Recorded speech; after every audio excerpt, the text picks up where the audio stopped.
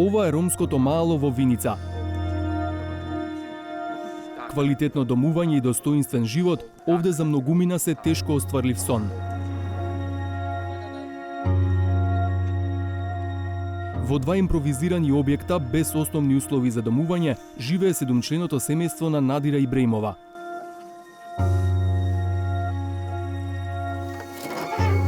Кога е студена, сите престојуваат во оваа соба. Еве, и овде живееме, пошто немаме могуćност да правиме сега моментално анџак, дето го трчаме по болници, од нозите, да стане на нога. 18-годишниот син четврта година е речиси неподвижен. До него спие нејзиниот внук. Се бањаат под отворено небо. Тука е само дигнато зидови, а не е покријано, не е доле праено со плочки, не е малтеришано, така остана на половина. Еве ова ни е како врата, ама моментално со кебе, пошто нема могуćност да му ставиме и врата и се.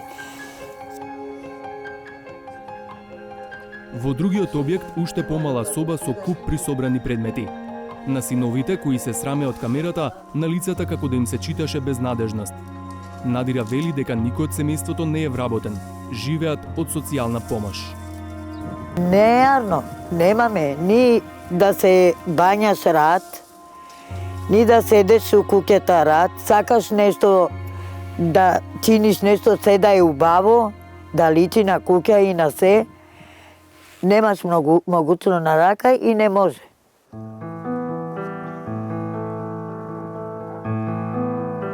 Во соседството поинаква атмосфера во куќата на Анам Шасанова. Седумчлено е и нејзиното семејство, но живее во обновена едноспратна куќа. Ние прехладно не ни беше добро сега. За сега нема што да думам. Се ние како што требувава, понапред немахме бав кров кога врнеше, натре ни капеше.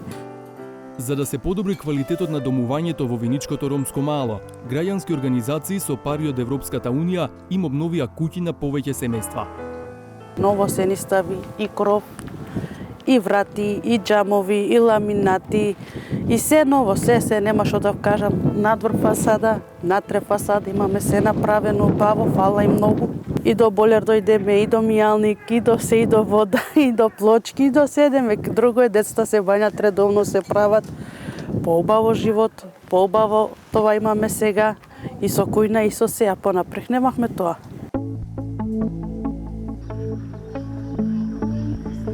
Речиси идентична куќа добил и Ќемуран Мемедов.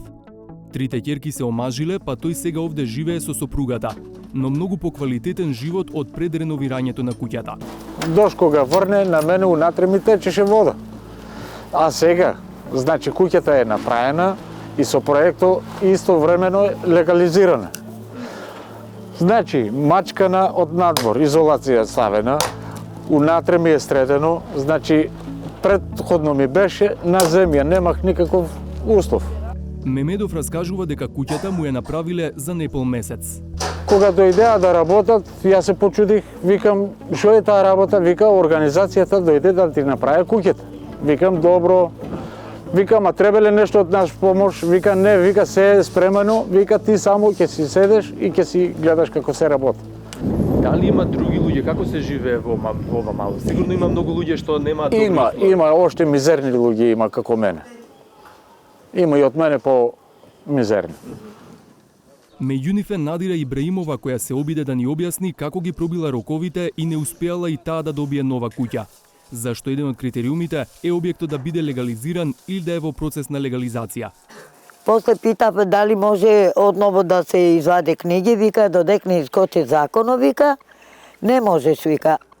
Всушност, Ибраимова ќе треба да го чека новиот закон за легализација, зашто со стариот се опфатени само оние за кои е поднесено барање до 31 декември 2018 година. Но и новиот закон нема да биде решение за сите. Согласно предлогот на новиот закон, се бара, еден од условите е да докажат дека имаат приклучок на вода и струја или било која комунална услуга со цел да потврдат дека објектот постоел нели пред законот да почне со легализација. Тоа околу 30% од семејствата не можат да потврдат за тоа што немаат легален приклучок на струја и на вода. И тоа ќе создаде сериозен проблем кога станува збор за маргинализираните семејства и социјално загрозените семејства. Од 177 барања за легализација според стариот закон, досега се завршени околу 80. А бидејќи целта е да се легализираат што е можно поголем број објекти, ќе се носи нов детален урбанистички план за населбата. Sa i përket planit detaj urbanistik, ai veç më ka filluar të punohet, edhe me atë kishim problem sepse për një herë u trefishuan çmimet e hartimit të planeve detale urbanistike. Mirë po, ja arritëm disi të merremi vesh me kompaninë, që e gjetëm një kompromis, një çmim kompromisi që të fillojnë të punojnë dhe ai tani po punohet për këtë lagje. Во сите активности е вклучена и општина Виница. Градоначалникот Миле Петков вели дека локалната власт дава административна поддршка, но финансиски не е доволно моќна самата да го прави ова. И во годишната програма имаме предвидено доста проекти кои што треба да се реализираат. Голем дел од овие проекти ќе бидат реализирани од буџетот на општина Виница, додека за голем дел ќе бараме помош и од други извори на финансирање, од домашни и од меѓународни фондови. Досега се обновени 22 куќи, а паралелно се подобрува и инфраструктурата во населбата. Изградена е канализациона мрежа во должина од 500 метри со капацитет за приклучување на 100 домаќинства. Покрај обновата и легализацијата на куќите, во ромското мало е обновена и ова улица во должина од 1 километар, а поставено е и улично осветлување.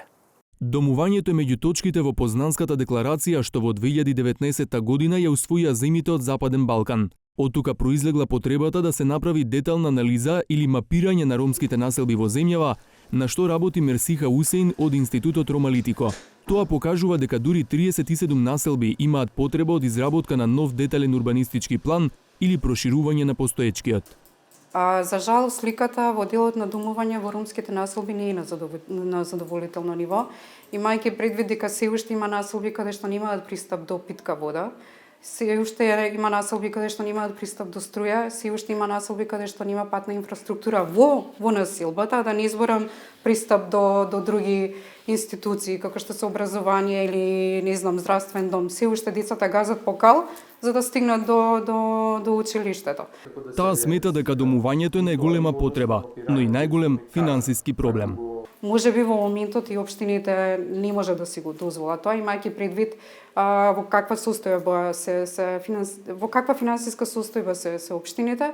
Па мислам дека доколку се направи некакво поврзување на национално ниво и локално ниво, тука се и да не ги забораваме и донаторите, тука се и ИПА програмите, тука се и ЕУ фондовите каде што може да се искористат сите постоечки капацитети, ресурси и човечки и финансиски да се фокусира на делот на домување. Може би сето тоа го имаме, само ни треба поголем фокус, да речеме, на институционално ниво. Активности како овие во Виничкото ромско мало се реализираат и во општините Шуто, Ризари, Велес, Прилеп, Штип, Берово, Битола и Кичево. Тоа е надеж дека за многу ромски семејства достоинствен живот нема да остане сон.